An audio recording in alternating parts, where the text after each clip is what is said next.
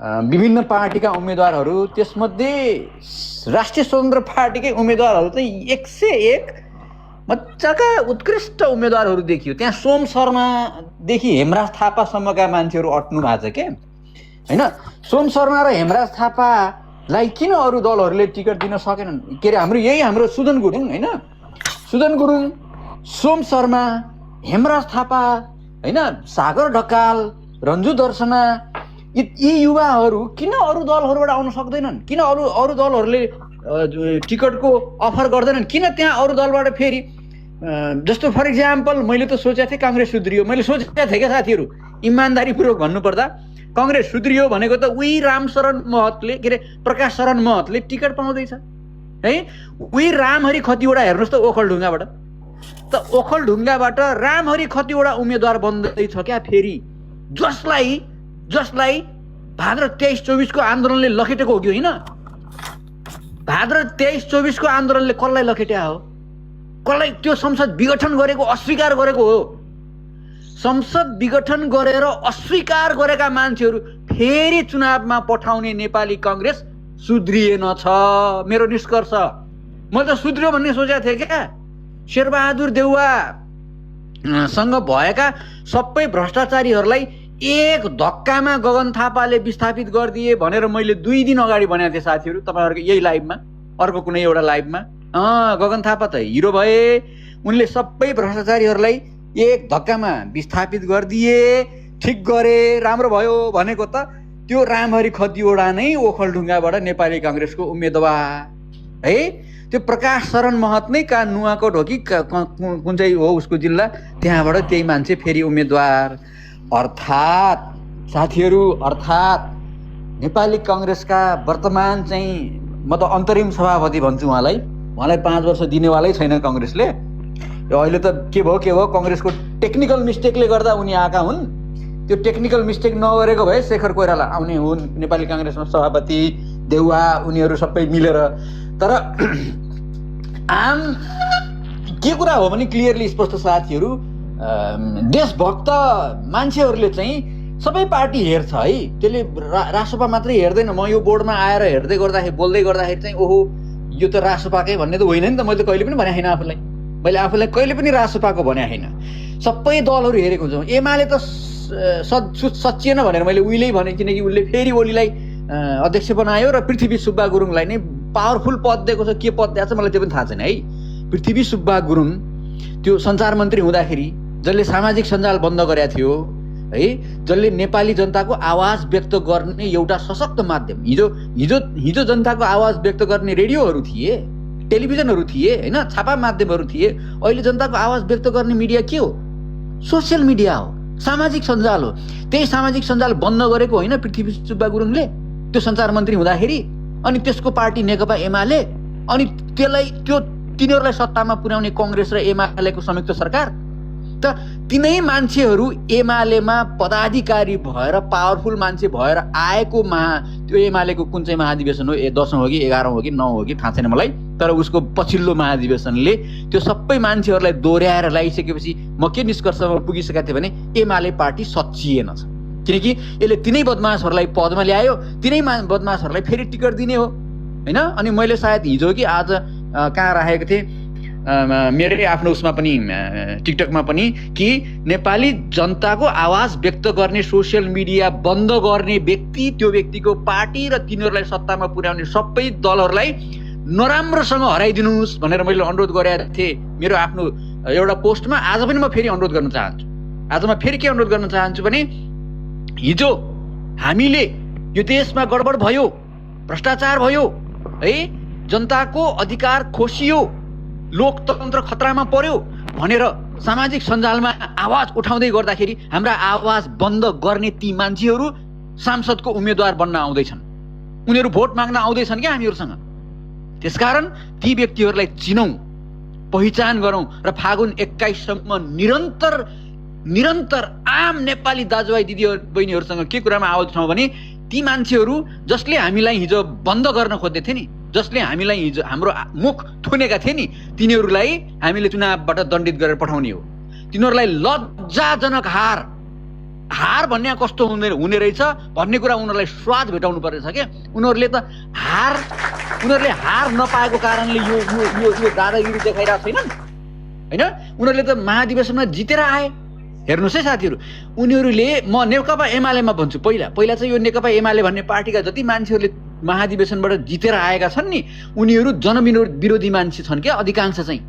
त्यसको मुख्य नायकी केपी ओली अनि यो के अरे यो पृथ्वी सुब्बा गुरुङ लगायत उनीहरू होइन, अनि महेश बस्नेत जोसुकै छन् नि तिनीहरू। त तिनीहरूले हार कस्तो हुने रहेछ भन्ने कुरा नेपाली मतदाताले अहिलेको चुनावमा देखाइदिनुपर्छ, कारण सहित 1 2 3 4 5 कारण सहित क्या। अनि म दुई तिनवटा विषयमा आफूलाई छोट्याउँदै भनाइराख्ने छु र यो कुरा हामीले फागुन 21 सम्म भनिदिनै पर्छ, किनभने धोका हुन्छ हामीहरूलाई। फेरि हामीहरूलाई धोका हुन्छ यो त्यो नाममा फेरि मान्छेले चाहिँ मतदान गर्दाखेरि हामीले विवेक पुर्याएनौँ भने त त्यो सामाजिक सञ्जालबाट हाम्रा आवाज व्यक्त भइरहेका बेलामा हामीले के भनेको थियौँ र? भ्रष्टाचार गर्यौ तिमीहरूले, हेरै नगर खबरदार, हाम्रो कर हो त्यो, हामीले तिरेको पैसा हो, हाम्रो कर हामीले तिरेको पैसालाई तिमीहरूले आफ्नो निजी सम्पत्ति जसरी प्रयोग गरिरहेका छौ, कहाँ पाउँछौ त्यसो गर्न? तिमीहरूलाई राज्यको ढुकुटी, राज्यको कोष, तिमीहरूको आफ्नो ब्याङ्क एकाउन्टमा जम्मा भएको पैसा हो त्यो सोचेका छौ? त्यसो गर्न पाउँछौ? पाउँदैनौ है भने हो नि त जनताले त सामाजिक सञ्जालमा। अनि त्यो भन्दै गर्दाखेरि सामाजिक सञ्जालै बन्द गरिदिए यिनीहरूले है। यो खतरनाक कुरा थियो। त्यसपछि सामाजिक सञ्जाल बन्द भइसकेपछि आयो त्यो विद्रोह अन्तिममा, कहाँ? भाद्र 23 र 24 मा। अनि त्यसलाई पनि प्रहरी लगाएर दमन गरेर, प्रहरीको दमनबाट नसकेपछि, प्रहरी डराएर भागेपछि अनि सेना उतारेर दमन गर्न खोजेको थिएन केपी शर्मा ओलीले? सेना उतारेर दमन गर्न खोजे होइन? सम्झिनुहोस् त के का लागि? नेपाली जनताले विद्रोह गर्यो भनेर। अनि तिनीहरू नै अहिले चुनावमा भोट माग्न आउँदैछन्। हो, यो कुरा हामीले चाहिँ आम नेपाली दाजुभाइ दिदीबहिनीहरूलाई सम्झाउनु पर्नेछ। यो बिर्सिन सकिन्छ साथीहरू, बिर्सिन। मैले जसरी नेपाली काङ्ग्रेसमा गगन थापा सभापति भइसकेपछि है, नेपाली काङ्ग्रेसमा गगन थापा सभापति भइसकेपछि बिर्स्या हो कि त है? हो कि त? सच्यो कि त भने होइन रहेछ, सच्या रहेनछ। किनकि उनै मान्छे आए, खालि देउवाको ठाउँमा गगन फेर्या छन्, अरू केही पनि भएको छैन, केही पनि भएन। उनै मान्छेहरू मैले दाङमा देखेँ। मैले दाङमा के देखेँ? नेपाली काङ्ग्रेसको जुन सांसदले हिजो जितेर गएको थियो नि, त्यही सांसदले टिकट पाएको छ। त्यही सांसदले, नाम लिनु पर्दा माननीय दीपक गिरीज्यू, माननीय दीपक गिरी दाङबाट, म त आफूले चिनेको कुरा बोल्नु पर्यो है साथीहरू। दाङबाट माननीय दीपक गिरीले फेरि टिकट पाएका छन्। त उनी अहिलेको विघटित संसदमा रवि लामी छानेलाई झुट्टा मुद्दा लाएर थुन्ने ग्याङका एकजना नायिका थिए, एकजना प्रतिनिधि थिए। त्यो हुल झुन्डमा उनी पनि थिए। मैले के भनेको थिएँ भने, के आशा गरेको थियो भने त्यो गलत भयो। रवि लामी छानेलाई झुट्टा मुद्दा लाएर फसाइएको कुरा गलत भयो। त्यो स्वीकारेर होइन, आत्मालोचित भएर क्षमा मागेर अनि त्यो दुःख दियो, खै क्षतिपूर्ति। रविलाई छोडियो, तर एक वर्ष 15 महिना उहाँलाई थुनेर राखेको क्षतिपूर्ति खै नेपाली जनताले अझ धेरै राम्रा उम्मेदवारहरू पाउन सक्थ्यो होलान् होइन। म एकछिनपछि आउने छु त्यो राम्रो उम्मेदवारको बारेमा। तर शेरबहादुर देउवाको ठाउँमा गगन थापा मात्रै राख्दैमा त्यहाँ सचिएको रहेनछ। किनकि फेरि रामहरि खतिवडा नेपाली काङ्ग्रेसको रुख बोकेर जनता झुक्याउन आउँदैछ। फेरि दीपक गिरी नेपाली काङ्ग्रेसको रुख बोकेर जनता झुक्याउन जाँदैछन्। फेरि डाक्टर प्रकाश शरण महत भन्ने मान्छे, के डाक्टर नाम थपेको होला अगाडि बेइज्जत, फेरि रुख बोकेर जनता झुक्याउन जाँदैछन् होइन। एमालेका त के नाम लिनु, ओलीदेखि पृथ्वी सुब्बा गुरुङदेखि महेश बस्नेतदेखि हेर्नुहोस् न गतिविधि है। जनतालाई जनता नमान्ने, जेएनजीलाई आतङ्ककारी भन्ने, जसले यो देशको माया गरेर हाम्रो देश बिग्रियो, हामी पनि हाम्रो देशलाई विश्वका विकसित देशहरूको दाँजोमा पुर्याउन सक्थ्यौँ। तर त्यो नपुग्नुमा नेपालमा भएको भ्रष्टाचार मुख्य कारण थियो। भ्रष्टाचार बन्द गर्नु पर्यो, देशमा स्थिर सरकार बनाउनु पर्यो, यी तमाम व्यथितिहरू सुधार्नु पर्यो भनेर सडकमा आएका, देशको मायाले सडकमा आएर ज्यान गुमाएकाहरूलाई आतङ्ककारी भन्ने महेश बस्नेत र उनलाई पुरस्कृत गर्ने नेकपा एमाले। हेर्नुहोस् है, यी शक्तिहरू, यी व्यक्तिहरू हार्नुपर्छ होइन। अनि अब जित्नुपर्ने को त भन्दा जित्नुपर्ने अफकोर्स बालेन, जित्नुपर्ने बालेन। किनकि हेर्नु न ऊ के गरेका थिए 3 वर्ष काठमाडौँको मेयर हुँदाखेरि केही बोलेनन्, कहाँ बोलेको थिए, के भाषण गरेनन् उनले, मजाले काम गरे। उनले देखेको उनी एउटा इन्जिनियर पनि हुन् हैन, अहिलेसम्म कुनै पनि किसिमको भ्रष्टाचार आर्थिक अपचलनको दाग लाग्न सकेको छैन क्या। त्यो लाग्यो भए के गर्थे होला यिनीहरूले, रवि लामी छानेलाई के अरे त्यो जीवी राई लगाएर फसाए जस्तै उनीहरूले बालेनलाई। त्यसो मुख्य कुरा उनी चाहिँ नेपालमा अहिले सुशासनको मुद्दालाई प्रतिनिधि गर्न सक्ने, त्यो प्रतिनिधिको रूपमा काम गर्न सक्ने व्यक्ति हुन्। किनकि नेपालमा अहिले मुख्य मुद्दा सुशासन हो साथीहरू है। त सुशासनलाई प्रतिनिधित्व गर्न सक्ने बालेन हुन्। अरूले सकेनन्, अरू दलका नेता सबैले हेर्नुहोस्, न देउवा, न गगन, न ओली, न प्रचण्ड, न हर्क, न अरू कुनैले सकेनन् है त, इभन कुलमान। तर बालेनले चाहिँ सुशासन नेपालको मुख्य मुद्दालाई प्रतिनिधित्व गर्न सक्ने भएकोले उनी सबभन्दा उत्तम पात्र भए प्रधानमन्त्रीको रूपमा देश हाँक्नको लागि। त्यसपछि उनीसँग अहिले हिजो मात्रै त्यो उसमा जनकपुरमा उनले 10 मिनट 7 मिनट गरेको भाषणमा उनले नेपाल कसरी बनाउन सक्छ भन्ने कुरा एउटा चित्र देखाइदिइसके क्या। जसमा मैले के मात्रै सम्झाउँछु भने हामी चाहिँ नि त्यो वेडिङ पार्टी गर्न बाली जान्छौँ, इन्डोनेसिया जान्छौँ, स्विजरल्यान्ड कहाँ गए, तर उनले जनकपुर जानुपर्छ भने त्यही नै उनले विकासको खाका दिइसके। हेर्नुहोस् है, नेपालका मान्छेहरू अलिकति थोरै पैसा भएका मान्छेहरू पर्यटन प्रवर्धन गर्न भनेर इन्डोनेसियाको बाली जाने अथवा थाइल्यान्डको कहाँ जाने अथवा श्रीलङ्का कहाँ जाने अथवा कहाँ जाने, त बालेनले त्यहीँनिरबाट आफ्नो चुनावी अभियानमै भनिदिइसके अब त्यो काम होइन, अब तपाईँ यहाँ आउनुहोस्, जनकपुर आउनुहोस्। त्यसरी हो इन्टरनल डोमेस्टिक टुरिज्म प्रमोट गर्ने होइन, अरू तमाम कुरा उनले त्यो भिजन उनले दिन्छन्, त्यो दिन सक्छन्, काम गरेर देखाएको पनि छन्। अनि उनी इन्जिनियर पनि हुन् र इन्जिनियरले अफकोर्स चाहिँ स्वयं राजनीतिज्ञ नै इन्जिनियर भइदिएपछि त उनले त्यो इन्जिनियरहरूबाट परामर्श लिने जुन चाहिँ नि राज्य कोषको ढुकुटी त त्यही बच्यो नि त। प्रधानमन्त्री गैर प्राविधिक मान्छे होइन, खालि एउटा ह्युम्यानिटिजको सोसियल साइन्सको मात्रै मान्छे नभएर त्यहाँ टेक्निकल मान्छे पनि छ भने उसले टेक्निकल टिमबाट सपोर्ट लिने कुरा त्यहीँनिर सेभ गरिदियो।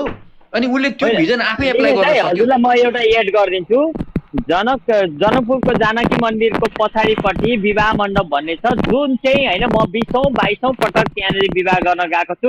यस्तो सुन्दर छ कि बगैँचा फुलबारी मण्डपै त्यस्तो खतरा छ कि त्यहाँ चाहिँ पब्लिकलाई दिन्छ। त्यो कुरो चाहिँ बालेनजीले भनिदिएको कुरो एकदमै सपोर्टिभ छ होइन, एकदम छ। यदि कसैलाई पनि बिहा गर्न मन लाग्छ भने जनकपुरको विवाह मण्डपमा जाओस्, क्या जहाँ सीताको विवाह भएको थियो रामसँग, त्यहाँ गर्ने हो क्या बिहा भने। त्यही कुरा नेपालका त्यही तराईका नेताहरूले जसले आफूलाई मधेसका नेता भन्थे, जसले आफूलाई मधेसको मसिहा भन्थे होइन, तिनीहरूले नै अहिलेसम्म त्यो मुद्दा उठाइ नदिएकोमा उनले पहिल्यै दिन फर्स्ट उनको पोलिटिकल प्रोग्राम थियो क्या, स्पिच थियो, पहिलो राजनीतिक उनको भाषण थियो, त्यसमा त्यो कुरा उनले राखिदिएका छन्। अनि उनी एउटा इन्जिनियर, मैले भन्दै थिएँ त्यो भनौँ न अहिलेसम्म हामीहरूले नि नेपालको प्रधानमन्त्रीका रूपमा जति मान्छेहरू देख्यौँ तिनीहरूमध्ये सबैभन्दा उत्कृष्ट बालेन रहन्छन्। त्यसकारण त्यो प्रधानमन्त्री ठिक छ भने उसको मन्त्री परिषद त्यसै ठिक हुन बाध्य हुन्छ क्या होइन। अहिलेसम्म नेपालले प्रधानमन्त्री गतिलो पाएन, त्यसकारण मन्त्री परिषद सबै भ्रष्ट, खत्तम, काम नलाग्ने, काम नगर्ने। हिजोसम्म राणासँग लड्नलाई ठिक थियो होला होइन, तर अब त्यो क्षमताले पुग्दैन क्या, हामीलाई बालेनको जस्तो क्षमता चाहिएको थियो। त्यसकारण यो राम्रो सुरुवात भएको छ। अनि अर्को राम्रो कुरा मैले चाहिँ म त्यति नबोल्ने पनि अध्ययन चाहिँ गरिरहेको हुन्छु समाचारमा। अब हामीले अध्ययन गर्ने स्रोतै समाचार भयो के अरे है, अब नेपालै गएर अध्ययन गर्न त पाइया छैन। समाचारहरूमा उम्मेदवारहरू चाहिँ सबैभन्दा राम्रो राष्ट्रिय स्वतन्त्र पार्टीका उम्मेदवार देखियो। त्यो रवि लामी छानेदेखि, बालेनदेखि, रन्जु दर्शनादेखि, हेमराज थापादेखि, राजीव खत्रीदेखि होइन, सोम शर्मादेखि, अब अरू अझै आउँदैछन् है, कति चाहिँ त्यहाँ इन्जिनियरहरू हुनुहुन्छ, डक्टरहरू, अब लेखजङ थापा जस्ता डक्टरहरू त्यहीँ हुनुहुन्छ, इन्जिनियरहरू त्यहीँ हुनुहुन्छ, विकासविदहरू त्यहीँ हुनुहुन्छ, पूर्व सुरक्षाकर्मीहरू त्यहीँ हुनुहुन्छ। अघि साथीहरूले कसले चाहिँ सुरक्षा सम्बन्धी व्यक्तित्वको आवश्यकता पर्थ्यो होला भन्ने भन्नुभएको थियो, त्यहाँ विश्वराज पोखरेल त त्यहीँ हुनुहुन्छ। अब रामहरि खतिवडा गए पनि त्यहाँ हार्ने हो, उसले नराम्रोसँग हार्ने हो विश्वराज पोखरेलसँग। त्यसकारण यो सांसदहरू पनि राम्रो देखियो, जसले पुरुषोत्तम यादवदेखि लिएर रन्जु दर्शादेखि लिएर सोमशर्मादेखि लिएर सुरुमा अब जेनजीको त अगुवा नै भन्नु पर्यो। मान्छेले जति सुरुमा जे जति बारबारा फाउन्डेसन भने के भने, तर बिचरा उनीले अगाडि सरेर उनले आफ्नो राजनीतिक ज्ञान जस्तो होस् होइन, संवैधानिक ज्ञान जस्तो होस्, तर त्यो इमान्दारी त देखायो नि। हामीलाई साथीहरू, हामीलाई धेरै ठुला नेता चाहिए होइन के। हामीलाई अहिले नेपालमा नि ठुला नेता, बाफरे केपी ओली, बाफरे पुष्पकमल दाहाल प्रचण्ड, बाफरे गगन थापा, बाफरे शङ्कर पोखरेल, बाफरे पृथ्वी सुगा, हामीलाई ठुला नेता चाहिए छैन। आम नेपाली दाजुभाइ दिदीबहिनीहरू, म एकचोटि तपाईँहरूलाई अनुरोध गर्न चाहन्छु, नेपालको फागुन 21 को चुनावमा तपाईँको क्षेत्रमा, तपाईँको घर आँगनमा भोट माग्न आउँदाखेरि ओहो यो त ठुलो नेता भन्दैमा भोट नहाल्नुहोस् है। झुक्किन्छौँ हामी, फस्छौँ, हामीलाई धोका हुन्छ। हामीलाई ठुलो नेता चाहिएको छैन, हामीलाई इमान्दार नेता चाहिएको छ क्या। अहिले हामीलाई इमान्दार नेता चाहिएको छ, हामीलाई देशभक्त नेता चाहिएको छ, देशलाई माया गर्ने। सुदन गुरुङ जस्तै भए पुग्छ हामीलाई त होइन। त्यहाँ भिजन दिने त बाबुराम भट्टराईले चुनाव हारे पनि दिनु पऱ्यो नि त। देशको माया गर्नुहुन्छ भने त उहाँले, मानौ बाबुराम भट्टराईले चुनाव हार्नु पऱ्यो है। अब म यसै भन्न सक्दिनँ है साथीहरू, म यसै भन्न सक्दिनँ। अहिले देशैभरि घन्टीकै लहर भएको कारणले त्यहाँ कविन्द्र बुर्लाकोटीले जित्नुहुन्छ जस्तो लाग्छ। तर कथम कदाचित 100-200 भोटले उहाँले मानव चुनाव जित्नुभयो, हार्नुभयो भने, उहाँले हार्नुभयो भने, बाबुराम भट्टराईले हार्नुभयो भने के उहाँले हारेपछि चाहिँ उसलाई बालेनलाई सहयोग नगर्ने भन्ने हुन्छ र? बालेनले त सुरुमै पहिल्यै दिन उहाँलाई बोलाउनु भएको छ। बालेनले जब रवि लामिछाने ल तपाईँ प्रधानमन्त्री बनिदिनुहोस्, राष्ट्रसभामा आइदिनुहोस्, मिलेर काम गरौँ यति भनिदिइसकेपछि उहाँले हुन्छ भन्नुभयो। अनि उहाँले के भन्नुभयो? बाबुराम भट्टराईलाई बोलाउनु भयो, ज्ञानेन्द्र शाहीलाई बोलाउनु भयो होइन, अमरेश कुमार सिंह लगायत सबैलाई बोलाएर उहाँले त सहयोग माग्नु भएको छ। अब यो सहयोग के बाबुराम भट्टराईले चुनाव हार्दैमा चाहिँ बालेनलाई गर्दिन भन्न मिल्छ र?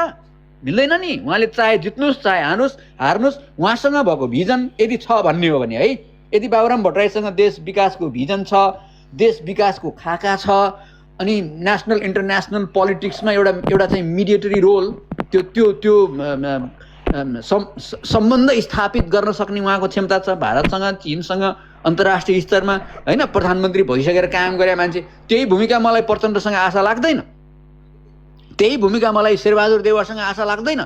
तर बाबुराम भट्टराईसँग अलि किन आशा लाग्छ भने उहाँको विद्वता, उहाँको क्षमता, उहाँको पुरानो राजनीतिक कनेक्सनले यदि त्यो ज्ञान क्षमता उहाँले देशका लागि लगानी गर्ने हो भने भोलि कविन्द्र बुर्लाकोटी जितेर गएपछि पनि उहाँले गर्नुपर्छ। उहाँले बालेनलाई सहयोग गर्नुपर्छ, उहाँले नयाँ मन्त्री परिषदलाई सहयोग गर्नुपर्छ, चाहे उहाँले चुनाव जित्नुहोस् या हार्नुहोस्। रह्यो कुरा अर्को कुरा अब आगामी फागुन 21 सजिलो बनाइदिन्छु। एउटा कुरो पनि जोडिदिनु, सुदन गुरुङलाई त्यस्तो एकदम होइन तल्लो लेभलबाट पनि कसैले पनि नजर नगर्नुहोस्। किनकि हिजो त्यही सरकार फर्केर गोली ठोक्छ कि अथवा आर्मीले भोलि लगेर गोली ठोक्छ कि कुनामा भन्दा पनि उसले नडराइकन त्यो सरकार र वार्ता गर्नलाई जहाँ गयो म जेनजीकै लिडर गर्छु, म जेनजीको लिडर हुँ है भनेर जुन हिम्मत देखायो नि, त्यतिखेर त के थियो? सेनाले ठोकिदिन्थ्यो कि अर्कोले ठोकिदिन्थ्यो कि सबै कब्जा हुन्थ्यो कि कसैलाई थाहा छैन। त्यस्तो अवस्था पनि उसले जुन आफ्नो आत्मविश्वास र हिम्मत देखायो नि, त्यो सुदन गुरुङलाई एप्रिसिएट गर्नुपर्ने कुरा पनि जोडेर भन्नुहोस् है। हो नै न, त्यही कुरा त्यो पोलिटिकल्ली जस्तो उहाँको सुरुमा जेनजी मुभमेन्ट पछाडि, त्यस पछाडि भएका केही पत्रकार सम्मेलनहरूमा, केही पब्लिक प्रोग्रामहरूमा उहाँले चाहिँ नि व्यक्त गरेका विचारहरूलाई लिएर मान्छेले चाहिँ धेरै धेरै त्यस्तो पोलिटिसियन होइन, मैले भने नि अघि नै, हामीलाई ठुला नेता चाहिएको छैन। त्यही भएर हामीलाई इमान्दार नेता चाहिएको छ, हामीलाई देशभक्त नेता चाहिएको छ, हामीलाई बेइमानी नगर्ने नेता चाहिएको हो क्या। अहिले चाहिँ अहिलेसम्म 40 वर्षमा हामीले ठुला नेता भनेर जितायौँ, जस्तै पुष्पकमल दाहाल ठुला नेता भनेर जनताले जितायो, तर बेइमानी गरे, सधैँभरि फटाइ गरे, सधैँभरि धोका दिए होइन। त्यसैले हामीलाई ठुला नेता हेभी वेट भनिन्छ नि, बाफ्रे यो त हेभी वेट उम्मेदवारले के गरेर, हेभी वेट उम्मेदवारले अहिलेसम्म नेपालका हेभी वेट उम्मेदवारहरूमा एउटा राम्रो मान्छे लिने हो भने प्रदीप गिरी हुनुहुन्थ्यो नेपाली कङ्ग्रेसको, बिचरा उहाँ चाहिँ बित्नुभयो। हामी नेपालले एउटा राम्रो नेता गुमायो। नेपालका हेभी वेट भनिने उम्मेदवारहरूमध्ये के अरे राजनीतिज्ञ नेताहरूमध्ये राम्रो नेता प्रदीप गिरी हुनुहुन्थ्यो। मैले त त्यहाँभन्दा अरू त देख्दिनँ त। नेपाली जनताको एउटा के भन्छ तटस्थ आँखाले हेर्दाखेरि है, तटस्थ आँखाले हेर्दाखेरि राम्रो नेता हिजो गणेशमान सिंह हुनुहुन्थ्यो होइन। त्यसपछि पछिल्लो पुस्तामा आएर नेपाली कङ्ग्रेसको प्रदीप गिरी हुनुहुन्थ्यो, क्षमता पनि भएको, बेइमानी नगर्ने। कहाँ ठाउँ दियो नेपाली कङ्ग्रेसले उहाँलाई है? अरू अरू एमालेमा मैले नरहरि आचार्य पनि हो। अनि एमालेमा मैले त्यस्तो नेतै देख्दिनँ बाबु। लालबाबु पण्डित भन्ने हो कि गोकर्ण विष्ट भन्ने, आखिर उहाँले त त्यही ओलीलाई भगवान बनाइराख्नु भएको छ बाबु।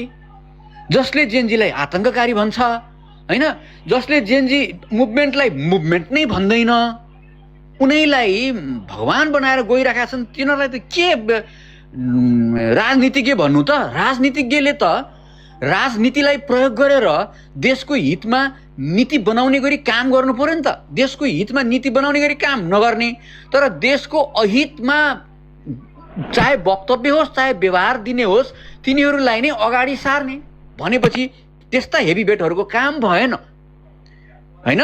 त्यसकारणले सबै पुराना पार्टीहरू, नेपाली कङ्ग्रेस, नेकपा एमाले, अनि त्यो प्रचण्डहरूको समूह होइन, मलाई त त्यो पार्टीकै रूपमा स्वीकार्न सकेको छैन मैले त साथीहरू। किनभने अब नेपाली कम्युनिस्ट पार्टी भनेको छ नि, भोलि राष्ट्रिय दल बने पो पार्टी स्वीकार्ने, त्यसलाई उसको के के के कुरा गर्नु र?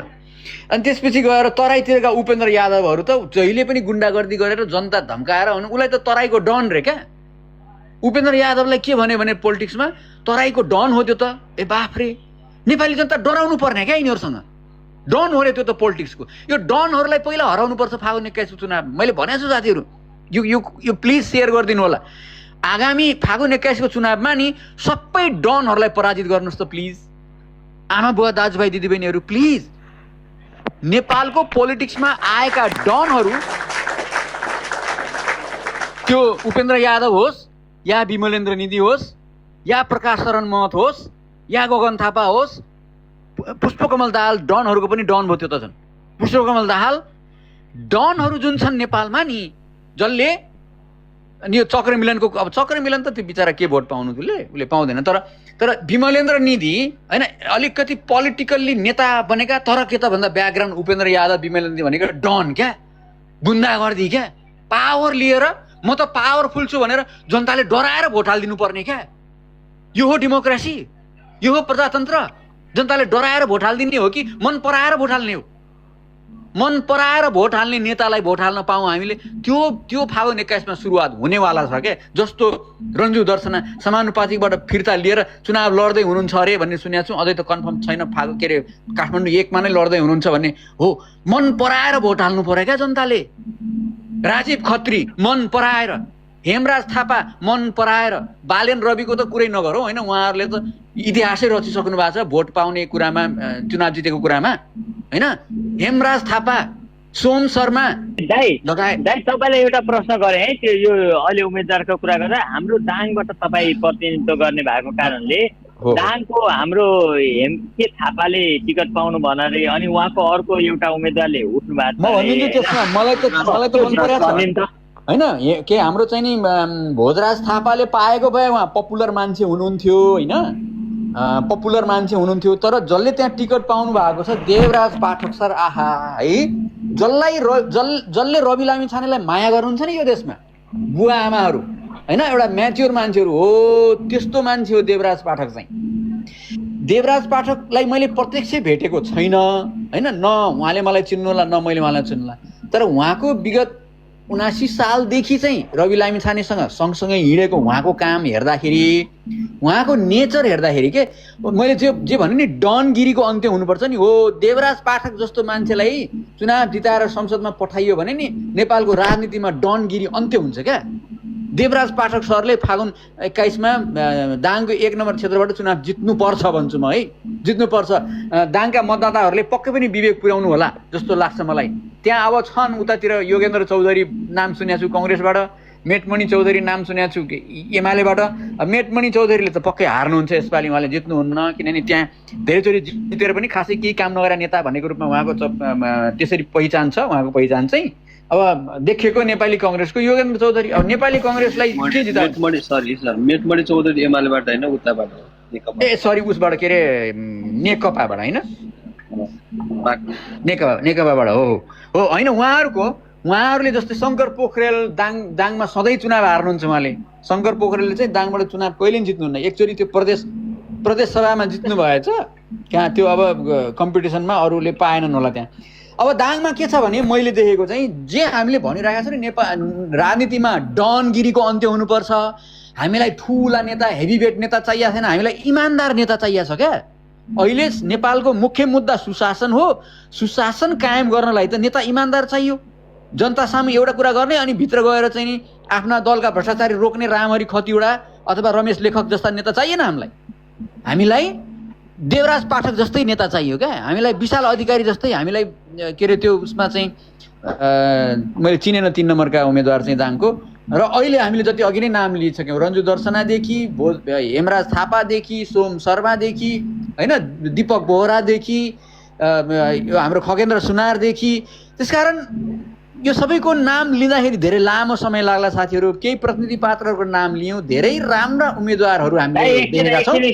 केवलले मलाई माथि तान्नु, म चाहिँ उत्साहित छु है। मैले फेसबुकमा पनि फिलिङ एक्साइटेड भनेर राष्ट्रिय स्वतन्त्र पार्टीका उम्मेदवारहरू देखेर मलाई चाहिँ साह्रै उत्साह बढेको छ। म बोल्दिनँ भनेर भनेको मान्छे पनि बोल्न आए होइन। राम्रोलाई त राम्रो भन्नु पर्यो, राम्रोलाई राम्रो भन्नै पर्यो नि। भनेनौ भने त फेरि त्यो स्पष्ट भएन है। मैले आँखा चिम्म गरेर घन्टीमा भोट हाल्नुहोस् भने होइन, मैले आँखा चिम्म गरेर रासोपालाई भोट हाल्नुहोस् भने होइन, त्यो चाहिँ रासोपाले भन्ला होइन। त्यो चाहिँ सरी यहाँ छोरीलाई मैले ठुलो छोरीले बोलेर अनि म यसो शान्त कोठातिर जान्छु। अनि त्यो राम्रोलाई त राम्रो भन्नु पर्यो नि हामीले राम्रोलाई राम्रो नभन्ने र नराम्रोलाई पनि नराम्रो भन्नु पर्यो। मैले चाहिँ नेपाली कङ्ग्रेस सुध्रियो भन्ने लागेको थियो, यो नेपाली कङ्ग्रेस र रासोपाकै कडा प्रतिस्पर्धा हुन्छ होला भनेको थिएँ मैले। केही हुने देखेन मैले त। मैले चाहिँ रासोपाका सांसदहरूले मजाले जित्ने र अब अरू चाहिँ दोस्रो तेस्रो पार्टीका लागि कम्पिटिसन होला, 1 नम्बरको पार्टीको लागि कम्पिटिसन हुने नै देखेन क्या उम्मेदवारहरू हेर्दाखेरि चाहिँ। किनभने उम्मेदवार पनि चाहियो, नीति र नेतृत्व पनि चाहियो, सबै हिसाबले त्यो देखियो। र फेरि पनि यो नेपाली जनताको आवाज थुन्ने पृथ्वी सुब्बा गुरुङ जस्ता मान्छेहरू होइन, त्यही मान्छेलाई चाहिँ नेकपा एमालेको पावरफुल के अध्यक्ष हो कि उपाध्यक्ष हो कि महासचिव के हुन्, त्यस्ता महासचिव त शङ्कर पोखरेल हुन् क्या हो। पावरफुल पदमा पुर्याउने सबैजनालाई नमस्कार। मलाई त पृथ्वी सुब्बा त मलाई गइसकेको छ, मलाई भोट दिनुहोस् भनेर लेखिसकेको थियो अघि फेसबुकमा मैले हेरेँ। त्यही त भने नि मैले। त्यस्तो मान्छेलाई पहिलो कुरा चाहिँ पार्टीको उपाध्यक्ष हो या पावरफुल पदमा पुर्याउने पार्टी कार्यकर्ताहरू र टिकट दिने पार्टी, यिनीहरूलाई त हराउनु पर्यो नि नेपाली जनताले। किन त भन्दा एउटा मनमा लागेको कुरा के मैले आज सुनेको झापामा तपाईँको 3 र 5 मा जुन राजेन्द्र लिङदेन र केपी ओलीको समन्वय गठबन्धन हुँदैछ भन्ने कुरा मैले सुने होइन। अब यो तपाईँको जुन राजाको नाम बेचेर यिनीहरू यिनीहरूलाई ढुङ्गी बनाएका छन् नि लिङदेनहरूले, अनि यिनीहरूले अहिले तपाईँको गठबन्धन गर्दैछन्। उसले के भन्छ भने तपाईँको म भ्रष्टाचार गरेर खानु भनेको आमाको रगत खानु हो भनेपछि केपी ओलीसित लागेर तपाईँको चुनाव जितेर खाएको त आमाको रगत खाएको हो कि होइन? ल भन्नु त यहाँ एकदमै हो, बिल्कुल हो। केपी ओलीलाई जिताउनु भनेको नेपाललाई हराउनु हो, नेपालीलाई हराउनु हो, नेपालीको हत्या गर्नु हो। केपी ओलीलाई जसले जिताउन सहयोग गर्छ उनीहरू सबै अपराधी हुन्छन् हो। यो कुरामा लिएर के मैले आज एउटा टिकटक पनि बनाउन लागेको थिएँ। यसको फोटो चाहिँ मैले राखेको छु। तर कस्तो भने सबैभन्दा चाहिँ म के भन्छु भने हामी रासोपामा समर्थन गर्ने साथीहरूले जो हाम्रो लिडर गतिलो छ भनेपछि, किनभने ढुङ्गा हान्नेलाई फुल दिन्छ भने हामीले कसैलाई गाली गर्ने छुट छैन भन्ने मेरो सबभन्दा पहिलो अनुरोध। किनभने हामी संयम भएर अब रासोपामय भइसक्यो देश भनेपछि अब हामी कसरी जित्ने, हामी त्यो ठाउँमा कसरी सक्षम हुने, जनताको आँगनमा जनताको मनमा कसरी जाने भन्ने मात्रै हामीले अपनाउने। अब पार्टी छोड्नु, पार्टी